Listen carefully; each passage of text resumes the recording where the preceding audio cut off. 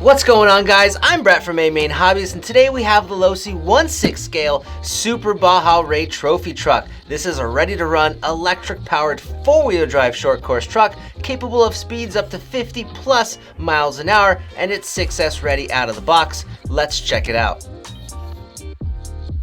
This is the Losi Super Baja Rey. Of course, it is a 1/6 scale electric ready-to-run trophy truck. It includes most of the items that you will need out of the box. So it includes the truck ready to go, a DX2E transmitter with AA batteries included for that transmitter. So all you'll need to provide on your own are two LiPo batteries. You can use 2-cell or 3-cell, and then you'll need a compatible battery charger. But the plugs are EC5 on the ESC, so you will need that for your battery packs. Now this truck is big. It weighs roughly 20 pounds without batteries, and for our overall length, it's about 30 inches. Our width is about 15, and our height is about 11 inches according to Losi's specs. So first impressions with the truck, the body looks really nice. It comes pre-painted in two different color schemes. It comes with all the decals, and it comes with the body secured on with screws, and there's quite a few of them. The batteries will load from underneath the chassis, so taking off body panels is not something you will need to do often, but there are 4 body panels making up this overall body, with this front hood area being one panel, this center panel being another, and then each of these rear panels are independent of their own and can be taken off as so. Adding to the scale looks of this body, we also have this nice light bar right here, which is functional and works. This is included and installed out of the box, as well as some fans to add to our scale appeal and our on-off switch. If we move to the front, you'll see that we also have another LED light bar. This is almost full size, and both are pretty darn bright when they're on. There is no wiring required. It's all assembled, installed, and ready to go. You just turn the truck on and each LED light bar turns on. Going back to the wheels really quick, these plastic fake beadlock wheels are actually pretty nice, and they have this color matching beadlock ring on them that corresponds to each of the color schemes. Now, one thing I wanted to point out is that the wheel nut here is serrated, and it's a standard 17mm wheel nut, which is really nice if you're already familiar with those, and they hold and lock really well. Now on these wheels though, this is a 20mm hex, and on our axles we have metal 20mm hexes on here with these fake discs that spin freely with the calipers staying stationary. On the bottom side of the truck, the first thing that really stands out is this big 4mm thick aluminum chassis plate.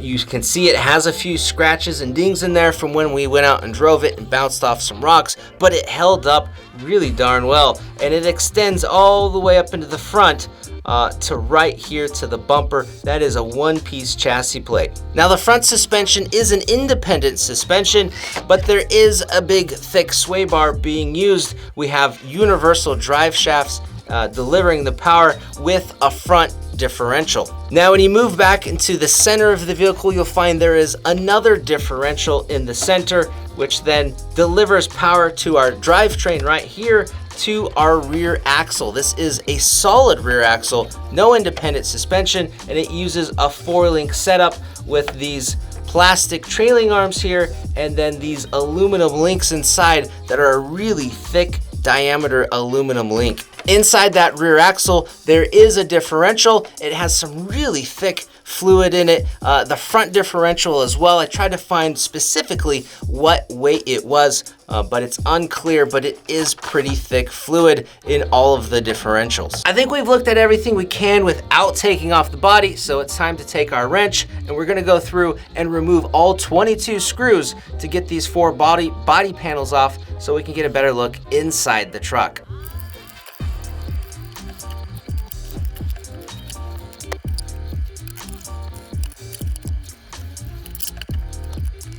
All right, we have our body off. That's a little bit of a chore to remove all of those screws. I recommend using an electric screwdriver to remove these and reinstall them. Just be careful with the torque settings. And one thing to note about all of these screws is they have these little plastic washer retainers. These actually mate into the washers on the screws to provide a nice fit. So behind the Lexan, these are at the screw points, and it's pretty easy for them to fall off and roll away, so you really want to keep an eye on these little guys.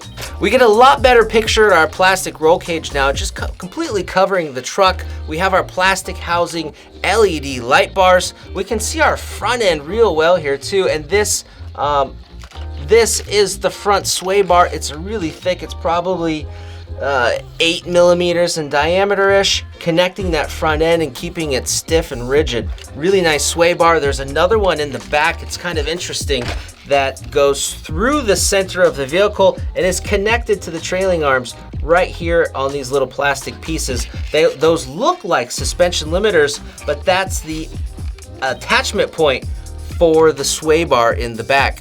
Oh, one thing to note about this electronic speed control, it is a Dynamite 160 amp brushless ESC, and it is 2-cell to 8-cell compatible. So that might be a little future proofing for you. It does not mean that the Super Baja Rey is 8S compatible. This vehicle is not. The gearing and the motor and whatnot, but the speed control can do 8S if that is something you're interested in.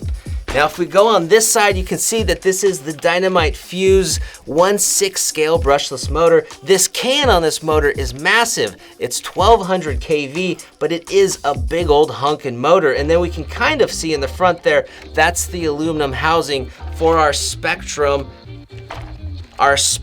servo. So you can kind of see the servo in through the front. There it is right there. It is the Spectrum S904, and it is a very high torquey servo, providing about 500 ounce-inches, and the speed is about 0.22, which seemed pretty adequate. It was okay. Now, rotating the truck around to the other side, you can see this large recessed cavity inside there. That is the battery compartment, and it is a pretty healthy compartment. I found that there was a lot of room inside for different sized battery packs. We tried to use a really long 6S battery pack, but it was just a little too long to get that single 6S helicopter style of a soft pack 6S pack in there. So what we did is we actually opted for 2 Gens Ace 3 cells. These are 5300 milliamps with 45C, and then we just put EC5 connectors on there, and these batteries worked really well in the truck. So to get the batteries in, we have this little door down here. So basically the door has a lock on it. I'm gonna unlock it. It's a very stiff lock, which is great. The door just swings open like this, and you can put 2 battery packs in there, or a single battery pack if you make a jumper, because the truck does not include a jumper. Here are our 2 EC5 connectors. You just plug them straight in there, and the EC5 connectors stay nice and tight. We had no issues with connectivity or anything like that. Now, before we show you the running footage that we did, we took this truck out and drove it all over on different terrains and surfaces, testing it out, and it was a lot of fun. There's one thing that I really want to point out about this vehicle is that it is equipped with AVC. So that is the Spectrum Stability Management System that uses a gyro inside of the receiver to help compensate for the vehicle kind of like fishtailing or sliding out. It's gonna help the truck stay straight and stay on its path, and we found that it worked really, really, really well. So it is controlled by this potentiometer. It's a dial you can rotate on the transmitter of this DX2E, and this adjusts the sensitivity of that stability management system. So what we found is that out of the box, AVC was turned up quite high, and the first thing that we did with this truck is we took it out with brand new fresh batteries to do a speed run. This truck is advertised at doing about 50 miles an hour plus, so we set out to see if we could do that. Now, in our speed run attempt, we had the AVC up really high, and we were driving the truck on pavement where there was lots of traction. The AVC was not needed in that situation, but it was turned up pretty high, and we noticed that it caused a little bit too much correction, and it kind of caused the truck to get the speed wobbles a little bit. So on our high-speed passes, we turned down the AVC quite a bit, maybe even completely off, and we were able to do our passes without any issues, and we were able to hit speeds beyond 50 miles an hour pretty consistently. I believe we were hitting about 54 on flat pavement, so no downhill advantage. There was one point with our speed gun that we hit, I think 64. The reading jumped from 50 to 60 really quick, so I don't think that is quite accurate, but we did consistently hit speeds beyond 50 miles an hour. In other surfaces where traction was really low, the dirt was loamy and loose, the AVC, turning that up helped the truck stay stable tremendously.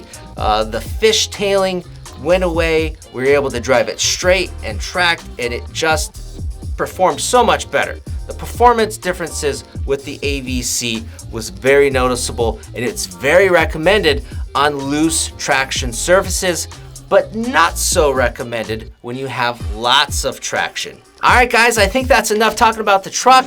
Enjoy this running footage.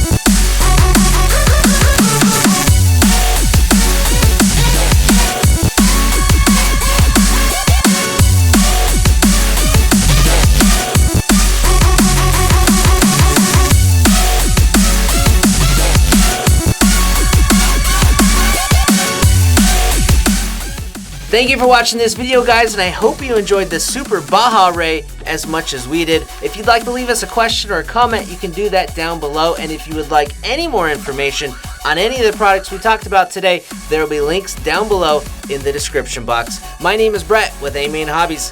Thanks for watching.